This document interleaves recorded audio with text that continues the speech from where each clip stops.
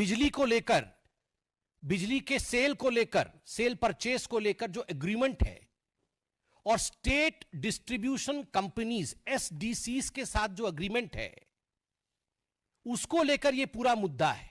US और भारत, इन दोनों के बीच इलेक्ट्रिसिटी का लेन देन, दो कंपनियां हैं, एक भारत की कंपनी है, एक यूएस की कंपनी है, और भारत के 4 राज्य हैं। ये 4 राज्य कौन कौन से हैं, जिनका नाम यूएस के कोर्ट में भी आता है और भारतवर्ष में तमाम चैनलों ने उन 4 राज्यों के नाम को उजागर किया है।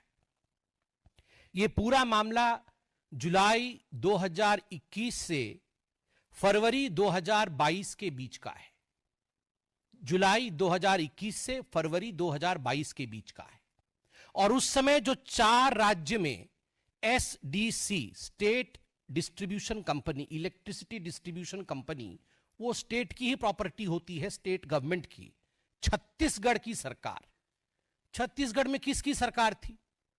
कांग्रेस पार्टी की, भूपेश बघेल जी की सरकार छत्तीसगढ़ में उस समय मौजूद थी। डॉक्यूमेंट्स में भी मौजूद है। उस समय आंध्र प्रदेश में, जहां सबसे ज्यादा लेन देन के विषय में चर्चा हुई, दीज आर ऑल एलिगेशंस, ये जो तथाकथित लेन देन के विषय में बातचीत हुई है, सर्वाधिक आंध्र प्रदेश में हुई है। किसकी सरकार थी आंध्र प्रदेश में? क्या भारतीय जनता पार्टी की सरकार थी? नहीं। क्या हमारी समर्थित सरकार थी? नहीं। किसकी सरकार थी? वाईएसआरसीपी की सरकार थी। उस समय तमिलनाडु में, क्योंकि तमिलनाडु का नाम भी इसमें आता है, उनके स्टेट डिस्ट्रीब्यूशन कंपनी का नाम आता है। किसकी सरकार थी? डीएमके, आपके सहयोगी स्टालिन जी की सरकार थी, डीएमके की सरकार थी। उस समय उड़ीसा में किसकी सरकार थी? बीजेडी की सरकार थी। तो स्वाभाविक रूप से ये चारों राज्य जिसका जिक्र डॉक्यूमेंटेशन में सामने आया है, यूएस में सामने आया है, उन चारों राज्य में ना तो हमारे मुख्यमंत्री थे और ना ही हमारी समर्थित सरकार थी, कांग्रेस और उनके सहायक दलों की सरकार थी।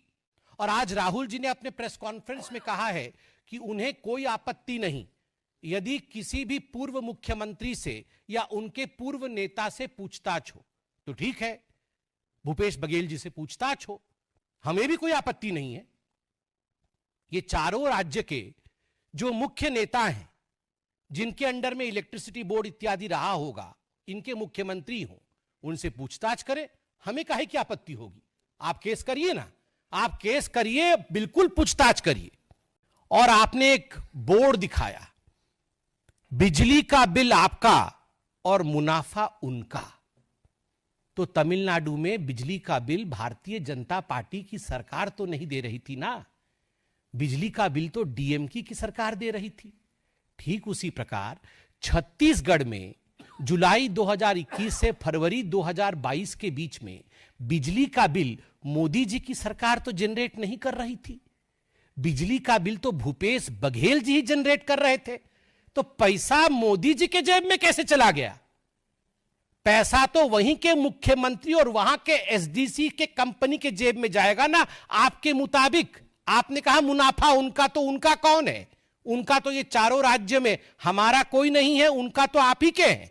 तो इसका जवाब राहुल जी आप दीजिए। राहुल जी ने आज बार बार कहा मोदी जी की क्रेडिबिलिटी खत्म हो गई, मोदी जी आज से क्रेडिबल नहीं रहे, अडानी के पीछे मोदी जी खड़े हैं, इसलिए आज से उनकी क्रेडिबिलिटी ग्लोबल स्तर पे खत्म हो गई।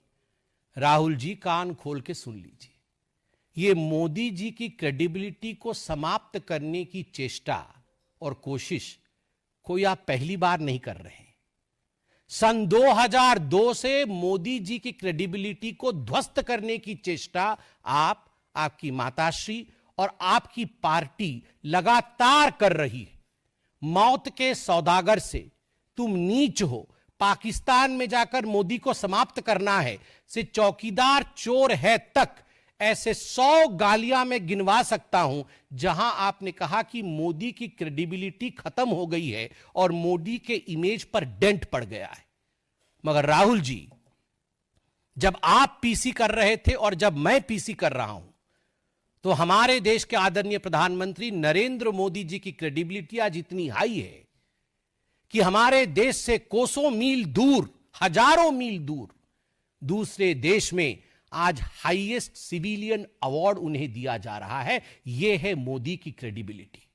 ना मौत के सौदागर से मोदी जी की क्रेडिबिलिटी पे डेंट पड़ा, ना चौकीदार चोर है कहने से मोदी जी की क्रेडिबिलिटी पे डेंट पड़ा, क्योंकि देश की जनता जानती है कौन क्रेडिबल है और किसकी क्रेडिबिलिटी नहीं है।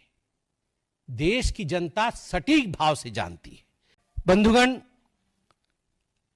स्ट्रक्चर की बात हुई है कि बहुत बड़ा स्ट्रक्चर है, हम स्ट्रक्चर दिखाएंगे। अरे राहुल गांधी जी, हमें भी पता है, हमें भी पता है आपके स्ट्रक्चर के विषय में। ये इल्हान ओमर और ये जॉर्ज सोरोस, ये जो आपका स्ट्रक्चर है ना, अंतरराष्ट्रीय स्ट्रक्चर, इस स्ट्रक्चर के विषय में हमें भी पता है। और आपके स्ट्रक्चर का नियत क्या है?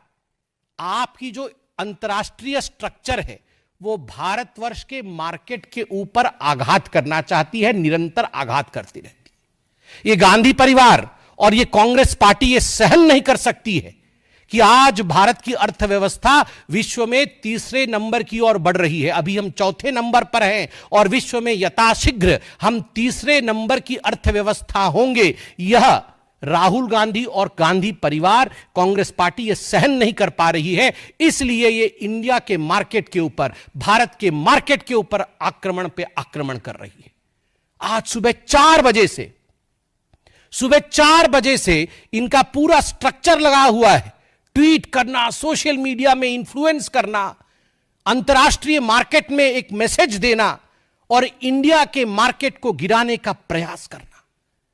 लगभग 2.5 करोड़ निवेशक, छोटे निवेशक, जिन्होंने अपनी पूंजी, कम धन का निवेश, अपनी पूंजी जिन्होंने शेयर मार्केट में लगाया था, आज उनको भारी नुकसान झेलना पड़ा है। छोटे निवेशकों को, लोअर मिडिल क्लास के लोगों को, 2.5 करोड़ लोगों को, माफ करिएगा, 2.5 करोड़ लोगों को यह झेलना पड़ा है। यह आप निरंतर जो भारत के मार्केट के ऊपर कई प्रकरण रहा है, इससे पहले भी आपने कई प्रकरणों के माध्यम से भारत के मार्केट के ऊपर हमला करने की कोशिश की है, ताकि मार्केट डिप करे, मार्केट गिरे और इंडिया की इकोनॉमी पर अटैक हो। और मुझे आज तकलीफ हुई इस बात से, आपने अपने पीसी में, आप देश के एक सांसद हैं, छोड़ दीजिए कि आप किसी पार्टी के अध्यक्ष रह चुके हैं, मगर आप एक सांसद हैं, और आपने कहा कि इस हिंदुस्तान में, इस भारतवर्ष में हमें, कांग्रेस पार्टी को कोर्ट का भी काम करना पड़ रहा है, जुडिशरी, आपने पर्टिकुलरली जुडिशरी शब्द का इस्तेमाल किया कि मीडिया भी अपना काम नहीं कर रही है, मीडिया का काम भी कांग्रेस कर रही है बहुत हद तक, और जुडिशरी का काम भी कांग्रेस कर रही है। वाह, बेल पे बाहर मां बेटे और जुडिशरी का काम कर रहे हैं। आधे लोग तो बेल पे बाहर हैं और ये जुडिशरी का काम कर रहे हैं। बताइए, इस पे तो कंटेम्प्ट ऑफ कोर्ट होना चाहिए, सुओ मोटो कॉग्निजेंस लेना चाहिए कि जुडिशरी का काम कर रहे हैं। और मुझे आज तकलीफ हुई इस बात से, आपने अपने पीसी में, आप देश के एक सांसद हैं, छोड़ दीजिए कि आप किसी पार्टी के अध्यक्ष रह चुके हैं, मगर आप एक सांसद हैं, और आपने कहा कि इस हिंदुस्तान में, इस भारतवर्ष में हमें, कांग्रेस पार्टी को कोर्ट का भी काम करना पड़ रहा है, जुडिशरी, आपने पर्टिकुलरली जुडिशरी शब्द का इस्तेमाल किया कि मीडिया भी अपना काम नहीं कर रही है, मीडिया का काम भी कांग्रेस कर रही है बहुत हद तक, और जुडिशरी का काम भी कांग्रेस कर रही है। वाह, बेल पे बाहर मां बेटे और जुडिशरी का काम कर रहे हैं। आधे लोग तो बेल पे बाहर हैं और ये जुडिशरी का काम कर रहे हैं। बताइए, इस पे तो कंटेम्प्ट ऑफ कोर्ट होना चाहिए, सुओ मोटो कॉग्निजेंस लेना चाहिए कि जुडिशरी का काम कर रहे हैं। राहुल जी कह रहे थे इंडिया हाईजैक हो गया है। गलत, टेंस गलत है, पास्ट टेंस में होना चाहिए था, फ्यूचर टेंस और प्रेजेंट टेंस में नहीं। इंडिया हाईजैक हो गया था। गांधी परिवार, ये नकली गांधी परिवार उसके हाईजैकर थे। कमांडो ने मुक्त कराया है हाईजैकिंग से। अब भारत का जो इकोनॉमिक जहाज है वह रनवे पे 2014 से रफ्तार से दौड़ करके अब 35,000 की फुट की ऊंचाई पर उड़ान भर रहा है, तीसरे नंबर की इकोनॉमिक शक्ति बनने जा रहा है। तो Rahul Gandhi, India is not hijacked, India was hijacked.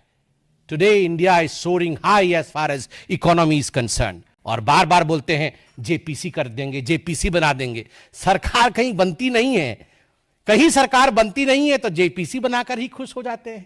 तो बोलते चलो जेपीसी ही बना देंगे, सरकार तो बन नहीं रही है। और जेपीसी बना दीजिएगा तो वहां क्या कोई बोतल फोड़ रहा है, कोई हाथ तोड़ रहा है, कोई मुंह फोड़ रहा है, यही चलता है इनके जेपीसी में। लोकसभा सत्र से पहले ये इनका पुराना ड्रामा है। अब राहुल गांधी जी को देखिएगा, पहले दिन 25 तारीख को पूरा ड्रामा और नौटंकी शुरू कर देंगे।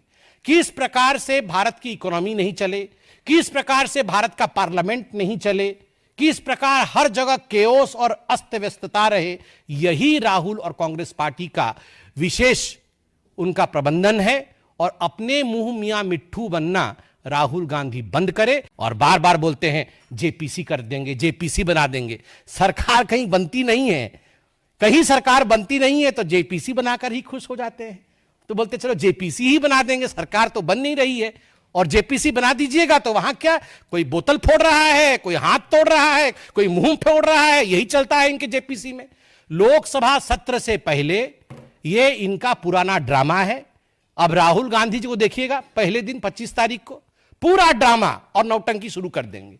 किस प्रकार से भारत की इकोनॉमी नहीं चले, किस प्रकार से भारत का पार्लियामेंट नहीं चले, किस प्रकार हर जगह केओस और अस्त व्यस्तता रहे, यही राहुल और कांग्रेस पार्टी का विशेष उनका प्रबंधन है। और अपने मुंह मियां मिट्ठू बनना राहुल गांधी बंद करे। और राहुल जी, आपने आज कहा कि अडानी के पीछे मोदी है, तो हमारा भी सवाल है, यदि अडानी के पीछे मोदी है तो क्या कारण है कि कांग्रेस के सरकार के समय, भूपेश बघेल जी के सरकार के समय छत्तीसगढ़ में 25,000 करोड़ रुपए का निवेश अडानी की कंपनी ने किया।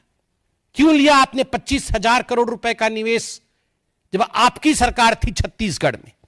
जब राजस्थान में अशोक गहलोत जी की सरकार थी, 65,000 करोड़, 65,000 करोड़ रुपए का निवेश अडानी की कंपनी ने राजस्थान में अशोक गहलोत जी के समय उनके सरकार में किया था। क्या कारण था?